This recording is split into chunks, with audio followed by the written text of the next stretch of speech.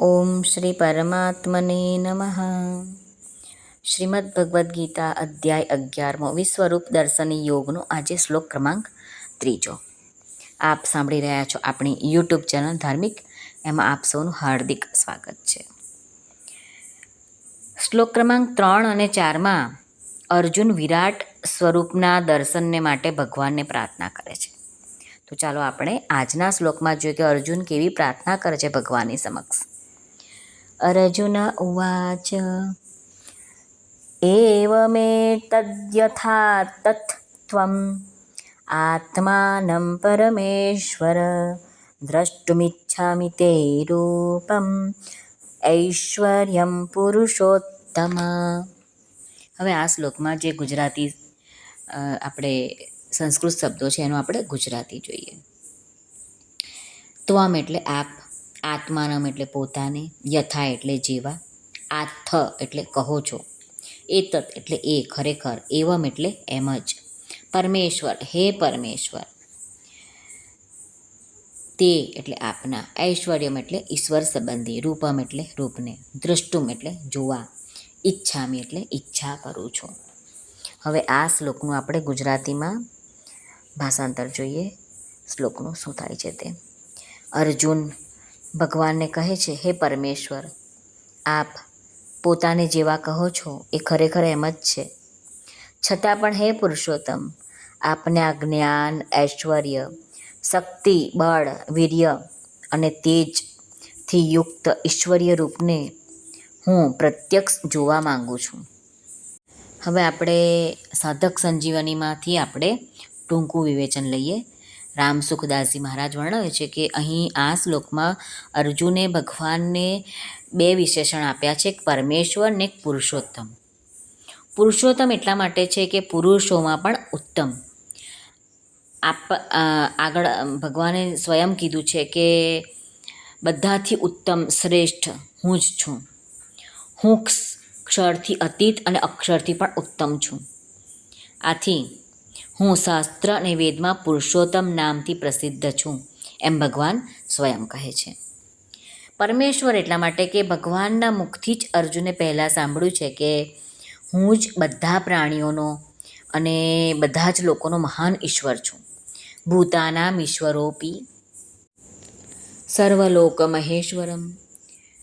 એટલા માટે અર્જુન અહીં ભગવાનના વિલક્ષણ પ્રભાવથી પ્રભાવિત થઈને એમને માટે પરમેશ્વર એવું સંબોધન કરે છે અને કહે છે કે હે ભગવાન, વાસ્તવમાં આપ જ પરમ ઈશ્વર છો. આપ જ બધા જ ઐશ્વર્યના માલિક છો. એવ મે તદ યથા તત્ત્વમ આત્માનમ. હે પુરુષોત્તમ, આપે મારા પ્રત્યે આપના અવલૌકિક પ્રભાવનું ને સામર્થ્યનું જે કંઈ વર્ણન કર્યું તે વાસ્તવમાં એવું જ છે. તો આગળ આપણે જોઈ ગયા 10મા અધ્યાયમાં વિભૂતિ યોગમાં ભગવાને કેટલી બધા વસ્તુમાં, પ્રાણીમાં પોતાની વિભૂતિ જણાવી છે. આ સંસાર ભગવાનથી ઉત્પન્ન થાય છે અને ભગવાનમાં જ લીન થઈ જાય છે અને ભગવાન સિવાય એનું બીજું કોઈ કારણ નથી. સર્વ કંઈ વાસુદેવ જ છે. બ્રહ્મ, અધ્યાત્મ, કર્મ, અધિભૂત, અધિદેવ અને અધિયજ્ઞ રૂપમાં પણ હું જ છું. અનન્ય ભક્તિથી પ્રાપ્ત કરવા યોગ્ય પરમ તત્વ પણ હું જ છું. આ બધું ભગવાન જાતે કહે છે. 7મા અધ્યાયમાં, 8મા અધ્યાયમાં, 9મા અધ્યાયમાં પણ કહે છે કે મારાથી જ આ સઘળો સંસાર વ્યાપ્ત છે, પરંતુ હું સંસારમાં અને સંસાર મારામાં નથી. સત અને અસત રૂપે સર્વ કાંઈ પણ હું જ છું. હું જ સંસારનું મૂળ છું અને મારાથી જ સમગ્ર સંસારની સત્તા છે. આ જે ચાલી રહ્યું છે તે પણ હું જ છું. આમ અર્જુન કહે છે કે તમે જે પણ કહ્યું છે ને તે બધું યથાર્થ છે. દ્રષ્ટુમિચ્છામિ તે રૂપમેશ્વરમ. સાધક સંજીવનીમાં રામસુખદાસજી મહારાજ આનું વર્ણન કરે છે કે અર્જુન કહે છે કે મેં આપની પાસેથી આપનો મહાત્મય સહિત પ્રભાવ સાંભળ્યો છે અને એને માટે મારા હૃદયમાં દ્રઢ વિશ્વાસ પણ થઈ ગયો છે કે બધો જ સંસાર આપના શરીરના એક અંશમાં છે.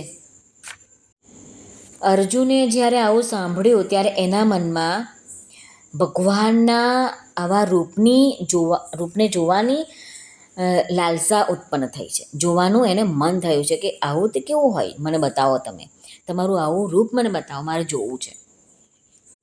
બીજો અર્જુનને ભાવ એ થાય છે કે હે ભગવાન, તમે આટલા મોટા છો, આટલા મહાન છો અને પ્રભાવશાળી છો, તો પણ મારા સાથે આટલો સ્નેહ રાખો છો, આત્મીયતા રાખો છો કે હું જે કહું એ આપ કરો છો અને જે કંઈ પૂછું છું તે આપ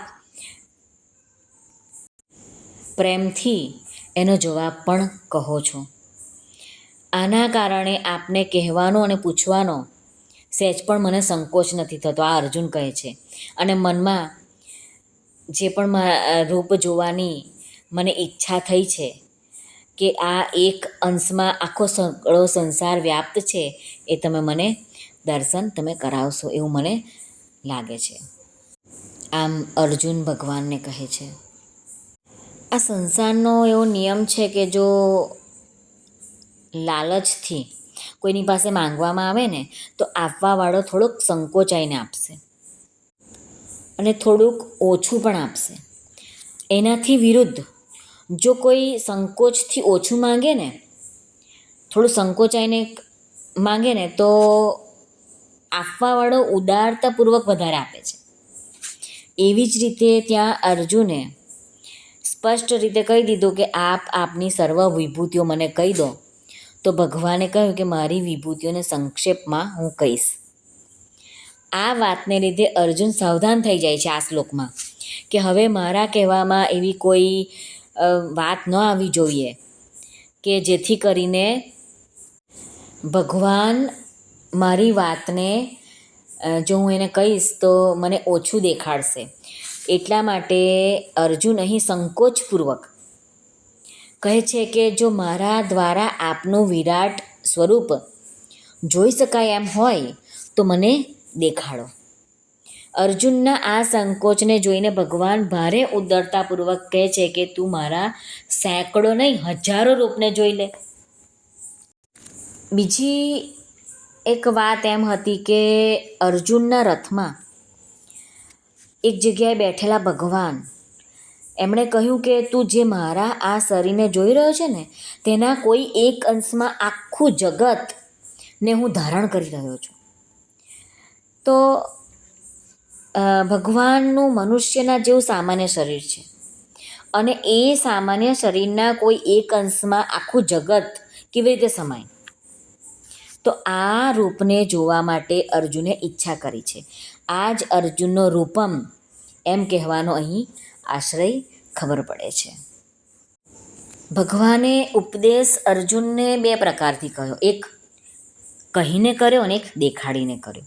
પહેલાં 10મા અધ્યાયમાં ભગવાને પોતાના સમગ્ર રૂપનું વર્ણન કર્યું કે હું મારા એક અંશથી સંપૂર્ણ જગતને વ્યાપ્ત કરીને સ્થિત છું. અને આ અધ્યાયમાં તે જ રૂપને પ્રત્યક્ષ દેખાડવાની પ્રાર્થના અર્જુન કરે છે. શ્રી કૃષ્ણ અર્પણમસ્તુ. સર્વને ભાવથી જય શ્રી કૃષ્ણ. રાધે રાધે. હરિઓમ તત્સત. જય ગુરુદેવ દત્ત. જય સ્વામિનારાયણ. જય માતાજી. નમઃ પાર્વતે પતે.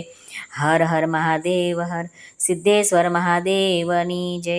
સર્વનું કલ્યાણ થાઓ, સર્વનું કલ્યાણ થાઓ, સર્વનું કલ્યાણ થાઓ, સર્વનું કલ્યાણ થાઓ.